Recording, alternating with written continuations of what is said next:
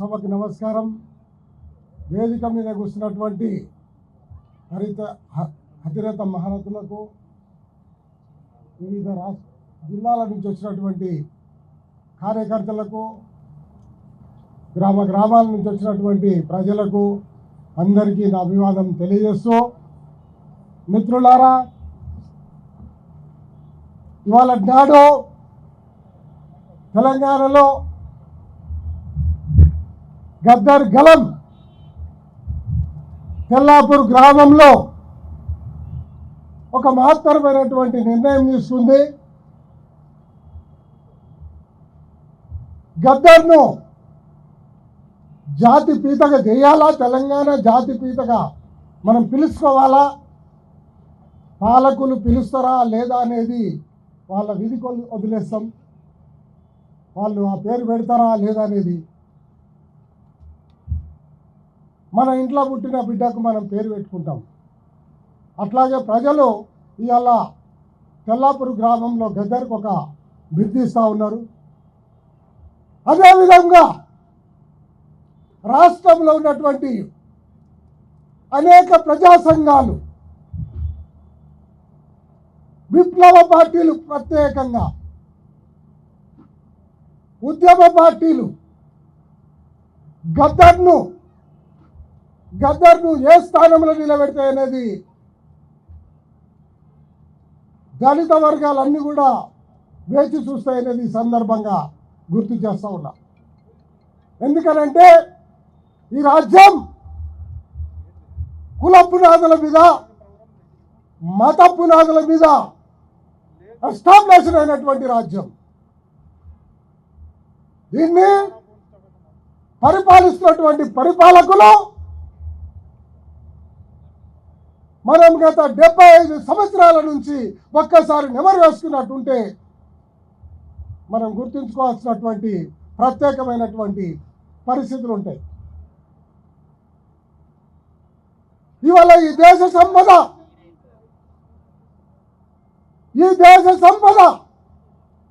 ఎవరి చేతులున్నది, ఎవరు అనుభవిస్తున్నారు అనేది ఒక్కసారి గుండె మీద చేసుకొని చూసినప్పుడు అధికారాన్ని వాళ్ళే, అన్ని రంగాలలో వాళ్ళే. కాబట్టి కనీసం మేము కొట్లాడినటువంటి ప్రతిఫలం అన్నా మాకు దక్కాలి కదా, సచ్చినాకనే దక్కాలి కదా, బ్రతుకున్నప్పుడు ఇవ్వలే సచ్చినాకనే దక్కాలి కదా. అలాంటివంటి మహోన్నతమైన వ్యక్తి ఈ రాష్ట్రంలో ప్రతి కూలి గురించి, ప్రతి కార్మికుడి గురించి, ప్రతి శ్రామికుడి గురించి, ప్రతి విద్యార్థి గురించి ఏ రంగంలో చూసుకున్నా అన్ని వర్గాల ప్రజలను వాళ్ళ ఆటపాటలుతో ఉద్యమాల వైపు తిప్పినటువంటి లక్షలాది మందిని నిలబెట్టి వాళ్ళు మాట్లాడాలంటే గద్దర్ జనాన్ని ఆపాలి. అలాంటివంటి ఉద్యమకారుణ్ణి ఇక చూడలేము అని చెప్పేసి ఈ తెలంగాణలో అలాంటివంటి వ్యక్తిని మనము మళ్ళీ జన్మాంటూ ఉంటే మళ్ళీ గద్దరై ఏ రూపకంగా వస్తాడో కళాకారులు చెప్పాల్సినటువంటి పరిస్థితి. కాబట్టి మిత్రులారా, ఇవాళ గద్దర్కు తెలంగాణ జాతి పీత, మన జాతి తండ్రి అని పిలుచుకునే అర్హత ఉన్నాయా, లేకుంటే ఇంకెవరికైనా ఉంటే వాళ్ళను వచ్చి నా అర్హత ఇది అని ప్రజల దగ్గర అర్జీ పెట్టుకోమను, వాళ్ళకు ప్రజలు అది చేస్తారు. కాబట్టి మనము గద్దర్ను ఏ నేపథ్యములో చూడాల్సినటువంటి బాధ్యత ఉందో, గ్రామాల కళాకారుల మీద ఉన్నటువంటి బాధ్యత, మేధావుల మీద ఉన్నటువంటి బాధ్యత ఒక్కటి ఉన్నది. గ్రామాల ఎందుకంటే పొలిటికల్ పార్టీలు ఏ ఓట్లు ఎటు పోతాయో, ఏ ఓట్లు ఎటు వస్తాయో మన గంప నిండాలంటే ఏదైనా కూరగాయలు పెట్టాలా, మురిగిపోయినాయా పుచ్చిపోయినాయా మనకు సంబంధం, కూరగాయల గంప అయితే చూపించాలి. ఓట్లు పట్టుకొచ్చినామనంటే మీ దగ్గర బ్యాంకులు అయినాయి, మీ దగ్గర భూములు అయినాయి, సర్వం మీ దగ్గర ఉన్నది. ఇవాళ మనకు బహిరంగ రాష్ట్రం ఈ దేశంలో ఓట్లను 20,000కు ఒక ఓటు, 30,000కు ఒక ఓటు సాక్షాత్తు ఉన్నటువంటి పార్టీలు.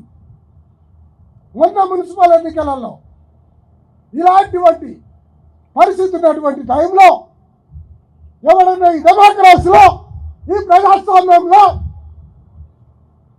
ఒక మానవతావాది లీడర్ కావాలంటే, ప్రజల సేవ చేయాలంటే వాళ్ళకి అవకాశం ఉందా అని చెప్పేసి మనం ఆలోచన చేయాల్సిన అవసరం ఉంది. ప్రతి వాడు లీడర్ కావాలా, ఆశలు చాలా గొప్పగా, త్యాగాలు జీరో. ఇలాంటి తరుణంలో కళాకారుల మీద ఒక బాధ్యత ఉంది. బిడ్డ, కళాకారులు అనుకుంటే మీ ప్రభుత్వాలను ఇట్లా రాసి పడేస్తాయి. అది గద్దర్ నిరూపించాడు. గద్దర్ మీద కాల్పులన్నీ ఎందుకు జరిగినాయి అని మనం ఒక నెమరేసుకోవాల్సిన అవసరం ఉంది. ఎందుకు జరిగినాయి గద్దర్ మీద కాల్పులు?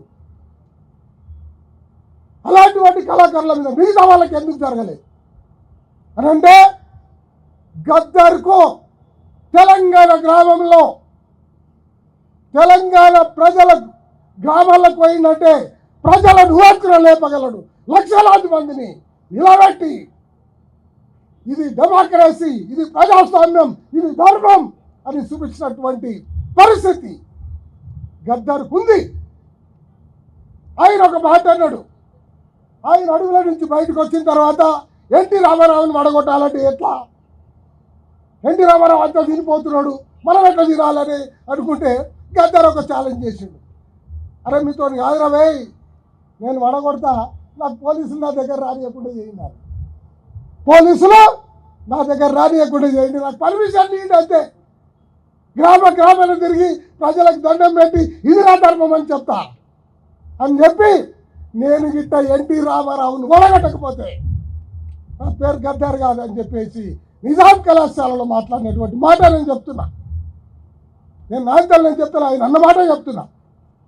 ఎన్టీ రామారావుని కదా తాతను ఓడగొడతా అని చెప్పి, అలాంటి గద్దర్కు తెలంగాణలో 1997 ఇదే రోజున బెల్లి లలిత, మారోజు వీరన్న, అనేక మంది, పాసం యాదగిరి, గాల విన్నయ్య దగాపడ్డ తెలంగాణ మీద ఒక ఛాలెంజ్ చేసి మలిదశ ఉద్యమం స్టార్ట్ చేయాలని చెప్పేసి ఆ రకంగా ముందుకు పోయినటువంటి గద్దర్ను ఇమీడియట్లీ ఒక నెల రోజుల లోపల గద్దర్ మీద 6 తుపాకు గుండు కొట్టారు. బెల్లి లలితక్కను 18 ముక్కలు నరికారు, 18 మందిని నరికేశారు. ఎవరు తెలంగాణ అంటే వాళ్ళని నరికేశారు, చంపేశారు. అలాంటి శవాలను గద్దర్ బతుకుండి మనకు తీసుకొచ్చి ఇచ్చారు. శవాలను అప్పచెప్పాడు. బులాట్లు దగ్గర పెట్టుకొని, బులాట్లు కడుపులో పెట్టుకొని ఈ ప్రజలకు, ఈ పేద ప్రజలకు అండగా ఉండాలనేటువంటి ఒక లక్ష్యంతో తప్ప ఆయన కుటుంబానికో, లేకుంటే ఆయన కులానికో, ఆయన మతానికో కోట్ల రూపాయలు దండుకోవాలంటే ఆయనకు ఒక మాట చెప్పొచ్చు. అలాంటి దగ్గరికి పోకుండా ఆ టైంలో ఒక్కసారి మనం వెనక్కి తిరిగి 1980s కూడా మనం చూసుకున్నట్టుంటే, అప్పుడు మొత్తం ప్రజలలో, గడిలలో నగులుతున్నటువంటి న్యాయాన్ని అక్కడ పోలీసులు నిలబెట్టి మన అక్కలను చెల్లెలను చేరుస్తున్నటువంటి సమయం అది. 75 నుంచి 85 వరకు అలాంటి టైంలో ప్రజలకు అండగా నిలబడ్డటువంటి వాడు గద్దర్. ఆయనను మర్చినట్టుంటే ఈ పొలిటికల్ పార్టీలకు వాళ్ళ జీవితంలో, వాళ్ళ పార్టీలను, కళాకారులకు నేను ఒక విజ్ఞప్తి చెప్తున్నా. గద్దర్ గలం తరపున మీకు ఏం సహాయ సహకారాలు కావాలంటే ఆ సహాయ సహకారాలు అందిస్తారు. మీరు గ్రామాన